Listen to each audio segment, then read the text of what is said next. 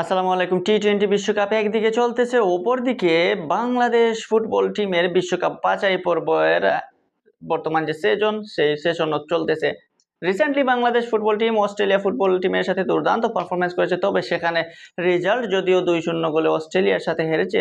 তবে সেই ম্যাচ থেকে বাংলাদেশ যা পেয়েছে এবং আগামী ম্যাচে যা ঢেলে দেবে, আর সেই ঢেলে দেওয়ার ম্যাচটাই কিন্তু আগামীকালকে কাতারে অনুষ্ঠিত হবে লেবানন ফুটবল টিমের বিপক্ষে। লেবানন ফুটবল টিমের বিপক্ষে বাংলাদেশের রিসেন্ট পারফরমেন্স বলে যে লেবাননের বিপক্ষে বাংলাদেশে একটা জয় পেতেই পারে, আর সেই জয়টা পাওয়ার কারণও হচ্ছে হোম ম্যাচে বাংলাদেশের সাথে লেবাননের ম্যাচ কিংস এরেনায় ড্র হয়েছিল 1-1 গোলে। আর সেই 1-1 গোলের ড্রকে অনুপ্রেরণা হিসাবে কাতারের মাঠে লেবাননকে যদি আটকে দিতে পারে, তবে সেটা বাংলাদেশের ফুটবলের যে নতুন যুগ এসেছে, আর সেই যুগের যে নতুন সূচনা হয়েছে এবং বাংলাদেশের তরুণ প্রজন্মের ফুটবলাররা যে আগের যে ফুটবল প্ল্যানিং আছে, সেই ফুটবল প্ল্যানিং থেকে বের হয়ে বিশ্ব মঞ্চে কিভাবে নিজেদেরকে প্রতিষ্ঠিত এবং কিভাবে বিশ্ব মঞ্চে কাঁপানো যায় সেই পথেই এগুচ্ছে এবং সেই পথটা সঠিক হিসেবে রয়েছে সেটাই বুঝে যাবে বাংলাদেশ এবং লেবাননের ফুটবল ম্যাচের দিকে দেখলে। বাংলাদেশ যদিও শারীরিক গড়নে পিছিয়ে, তারপরও বাংলাদেশ ফুটবল টিমের রিসেন্ট পারফরমেন্স বলে যে বাংলাদেশ ফুটবল টিম লেবাননকে আটকাতে পারবে, এমনকি লেবাননকে হারিয়েও দিতে পারে। যেহেতু এটা নিরপেক্ষ ভেন্যু কাতারে অনুষ্ঠিত হচ্ছে, সেই হিসাবে বাংলাদেশ কিংবা লেবানন দুই দলেরই সাপোর্টার বা দুই দলই সমান একটা সুযোগ সুবিধা পাবে। বাংলাদেশ ফুটবল টিমের যে পারফরমেন্স দেখেন, বাংলাদেশ ফুটবল টিমে গত অস্ট্রেলিয়ার সাথে যে পারফরমেন্স করেছেন, জামাল ভুঁইয়াকে শুরুর একাদশে না রেখে কাবরেরা যে একটা চমক দিয়েছিলেন এবং সেই চমকের শেষ প্রান্তে এসে প্রথমার্ধ শেষে যখন জামাল ভুঁইয়াকে ম্যাচে তুললেন, তখন কিন্তু জামাল ভুঁইয়াই ছিলেন ওই ম্যাচের সর্বোচ্চ রেটিং এর বাংলাদেশি প্লেয়ারদের মধ্যে সেরা। সেই জামাল ভুঁইয়াকে উপরই ভরসা থাকবে লেবাননের ম্যাচে। তবে লেবাননের ম্যাচে জামাল ভুঁইয়া ছাড়াও যার উপর নজর থাকবে তিনি হচ্ছেন তারিক কাজী, রাকিব হাসান এবং মিডফিল্ডের ভরসা যাকে এই মুহূর্তে পাওয়া হচ্ছে সেই বাংলাদেশের অ্যাটাকিং মিডফিল্ডের শেখ মুরসালিন, এমনকি যারা এসেছে ইসা ফয়সল থেকে শুরু করে তারা কিন্তু বাংলাদেশ ফুটবল টিমের বর্তমান সদস্যদের মধ্যে অন্যতম অ্যাক্টিভ প্লেয়ার এবং তারা কিন্তু পারফর্মার। বাংলাদেশ তপু বর্মনের উপর তো ভরসা রাখতেই পারে, যে তপু বর্মন দীর্ঘদিন থেকে বাংলাদেশ ফুটবলে সার্ভিস দিচ্ছেন। বয়স হয়েছে কিন্তু তার পারফরমেন্সের দ্বার এখনো কমে নাই এবং তার পারফরমেন্স বর্তমান তথাকথিত অন্যান্য ডিফেন্ডারদের চেয়ে কিন্তু ভালো। এই বাংলাদেশ ফুটবলের নতুন যুগের সূচনায় বাংলাদেশ ফুটবল যদি লেবাননকে হারাতে পারে, তবে বাংলাদেশের জন্য সেটা অনেক পাওয়া।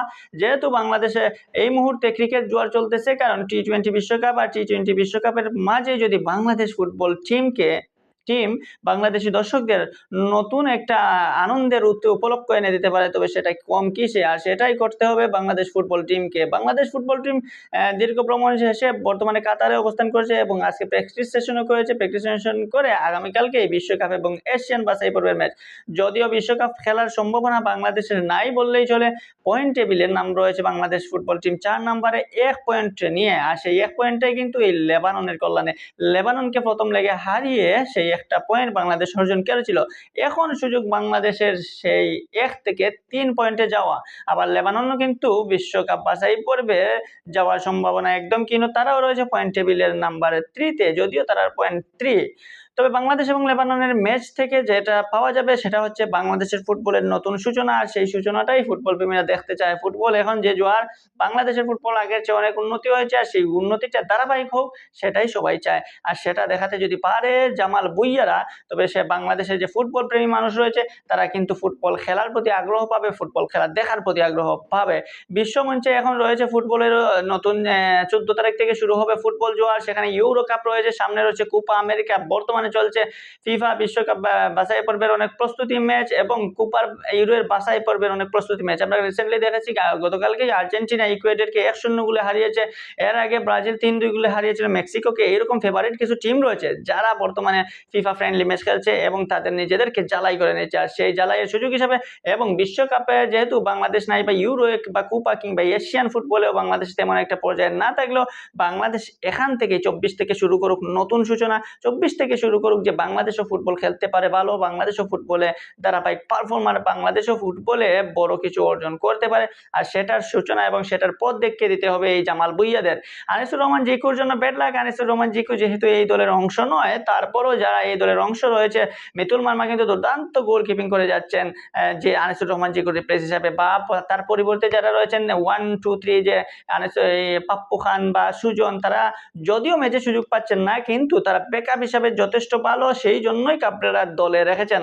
এখন দেখার লেবাননকে বাংলাদেশ কি আটকাতে পারে, নাকি লেবানন এও ম্যাচ হিসেবে যদিও তারা হোম সার্ভিস পাচ্ছে না, তারপরও নিরপেক্ষ ভেন্যুতে লেবানন কিন্তু কুয়েতের মাদ্রিদে অনেক শক্তিশালী।